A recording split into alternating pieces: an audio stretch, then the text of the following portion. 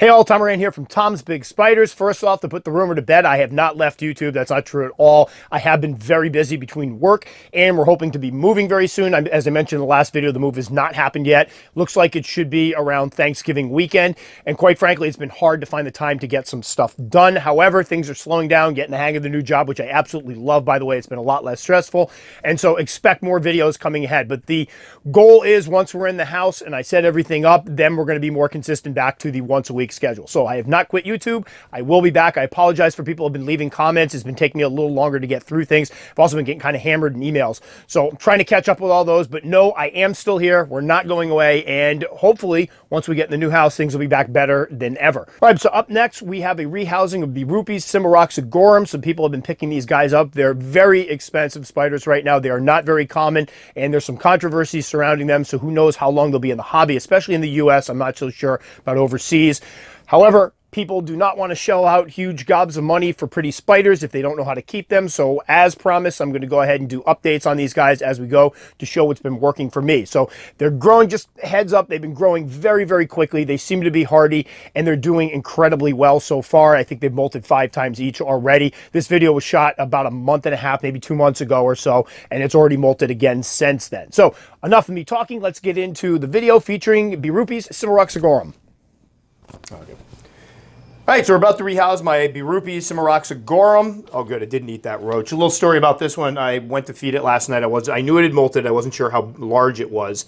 And when I opened the top of the enclosure, it was right on the top. So I'm told Billy, I'm like, we're going to have to rehouse this in the morning. Well, I tried feeding it, and when I dropped the roach in, the roach jumped out, and the spider jumped out as well, and it was perched right on the side of it, and I realized it's about 1.25 inches to 1.5 inches, which is way too big for this vial, and it was quite difficult getting it back in, so what I ended up doing is just placing a cup over the top of it, whilst I figured out a way to actually get it back into the enclosure, which I managed to do. It took me about 25 minutes.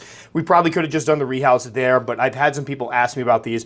Very expensive spider, one that's not seen very much in the US, and I had to give a lot of thought to getting them because they were taken out of the wild apparently, and I'm not okay with that, but now they're in the hobby. My goal is to get these guys, raise them up to adulthood, and hopefully breed them. So hopefully get a female. Now, they're growing very, very quickly. So anybody interested in getting these know that even if you start off with a teeny tiny sling, they grow very fast. We picked these up. I think Billy got them for me for my birthday in February, late February or so.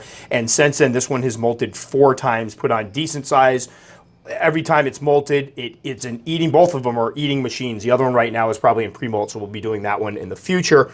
So they eat well, grow quickly. Now, what I did originally is fill this up. The bottom part was moist substrate, and the top was a little bit drier. At first, they spent like a molt and a half, 2 months, both of them sitting right on the surface. They did barely any digging or burrowing at all. Then what they did is finally started burrowing down a little bit in here. You can see hopefully is that showing up? Those little trails we have down in here, but more often than not, when you pop it open, they're sitting right on the top, which makes feeding a joy. I do keep the bottom levels moist, but I do not overdo it. This isn't a species, you obviously want to give them moist substrate, but let the top dry out, let it breathe a little bit. So I got a funny feeling this one's going to be right on the top. Kind of. Is this the right one? Yep, all right. I was going to say the other one, so I don't know if you can see it there. The blue is starting to show, and it is gorgeous. So what we're going to try to do is coax this one out into the catch basin we have here. Last night I did not have this, which made this so precarious when I was trying to get it back into its enclosure. Oh, there we go. I'm hoping to get it out to get a shot of it. This thing's like, what do you want? You tried to get me into this thing last night for half of, there we go. Now they're fast as heck. And that's why you put the paper towel there. We finally got to show why the paper towel works. This is last night, literally, and I didn't call it to Billy.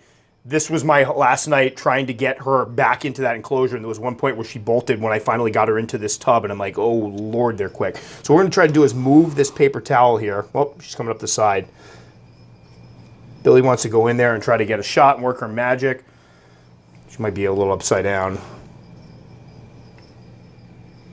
You can see some of the blue showing up on the pedipalps, and there is some on her legs. So it finally showing, if you've seen these guys, they are absolutely stunning. And what I have is last night where she was out and about. Normally I don't get pictures of my tarantulas because they normally don't come out very often, but while she was out in this basin, I took a bunch of pictures, so we'll be able to flash some of those up as well. Now what we're going to try to do is get her into this catch cup here, and then into this enclosure over here. Now this one I believe is one of the ones you get from Fear Not Tarantulas. However, this one came to me from Erica Swift, who's one of my patrons, who actually contacted me, said she had some sling enclosures that she was going to get rid of and asked if I wanted them. And I'm like, sure, I'll take some sling enclosures. Well, she sent me the gift box full of sling enclosures, moss, it was just amazing. So thank you, Erica. Hopefully you're watching this. I truly appreciate it. That was an amazing box to open up. And obviously, sling enclosures are going to get used in this house, so here's the first one getting used now. So what we're going to try to do is, I did notice last night it was having a difficult time climbing the plastic. There you go. Or just run around. What the heck? This is when, you know, people say that spiders are fast. Boom. And that's how we roll. All right. Now, for substrate, because somebody's going to ask me, this is the BioDude stuff. I love using this for my slings. I didn't used to use it for slings. I use it now because I trust it, and I want to make sure, you know, whatever's in there is nice and safe, and BioDude stuff has been great. And then we have a little piece of cork bark, a hide. There is a lower level that is moist. The top level is going to be drier, and what I do is with these guys, I let the top dry out for my moisture-dependent species, keep the bottom moist. It's also been very hot and particularly humid here lately, so you don't need to overdo it. If you live in a climate that is naturally humid, don't overdo it with moistening down the substrate. Usually in the summertime, I let mine dry out a bit because it's an overkill to sit there and have moist sub and high temperatures, and, well, this is going to be fun. Yeah, this is not going to be fun at all. Easy. The best part is I don't think this is actually the cap for it. So it's like not coming off well. And then there's that moment where you can't tell if the cap's off until, yeah, there we go. This one might be getting 2 water dishes.